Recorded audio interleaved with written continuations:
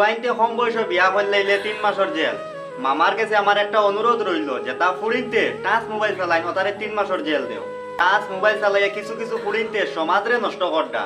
আর বাদের যত দুনিয়ার দোষ ফুয়াইন তো হিমন্ত মামায় খালি কম বয়সে বিয়া করলিল তাই নিয়ে জেল হারিয়ে তৈ দেন নিয়া তাই নকটাও করতে পারেন তাই যেটা আবিয়াতে ফুড়িনতে যেটা দেন টাচ মোবাইল চালাইতরা এটারে দরিয়া জেল হারাইতে পারেন না সব নষ্টর গুড়ি হইছে গেও গুণ।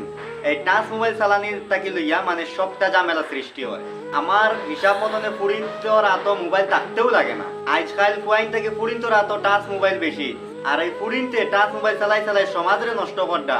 আর বাতে যত দুনিয়ার দোষ ফুয়াইন তো হিমন্ত মামার জায়গা যদি আমি হইতাম একজন এখন করি তুকাইয়া বাকল্লাম মনে যতজন ফুড়িয়ে মোবাইল চালাইতিরা বিয়াতি হোকা আবিয়াতি হোকা টাচ মোবাইল যতজনে চালাইতিরা একজন এখন করি তুকাইয়া বাকল্লাম মনে আর জেলর ভিতরে নিয়ে হারাইলাম মনে। কয়দিন বাদে বাদে লিঙ্ক ভাইরাল অমুকর বউ হমুকর লগে গেছে কি বাগিয়া দুই হরুতা ফালাইয়া তুইয়া আরেক বেটার লগে গেছে কি বাগিয়া অতা হতা নানান তা আবি যাবি এটা কিতার লাগি হয় জাননি এই টাচ মোবাইলের কারণে।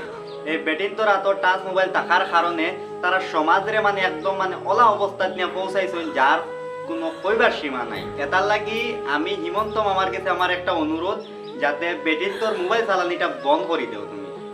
অলা আইন হইতো আসলো যে ফুড়িয়ে টাচ মোবাইল চালাইব বা ইউজ করব তার লাগি 3 মাসের জেল চোখ মুজিয়া। কারণ ইটা ফুড়িনতে টাচ মোবাইল চালাইয়া সমাজরে নষ্ট করডা নিজে নষ্ট হইতিরা নিজের মা বাপর ইজ্জতরে মাটির সাথে মিলাইছুন।